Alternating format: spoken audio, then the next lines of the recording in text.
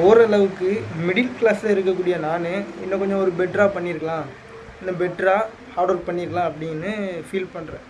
அப்போ ஒரு ஏழை, அதாவது தினமும் வேலை செஞ்சால் தான் சாப்பிட முடியும் அப்படிங்கிற சுச்சுவேஷனில் இருக்கக்கூடியவன், அவனுடைய மனநிலையை வச்சாலே ஒரு பயம்தான் வருது. ஆக்சுவலாக சுவாமி விவேகானந்தர் என்ன தெரியுமா சொல்கிறாரு, ஒரு மனிதன் அப்படிங்கிறவன் பணம் இல்லாத காரணத்தினால ஏழை அப்படின்னு நம்ம சொல்லிட முடியாது.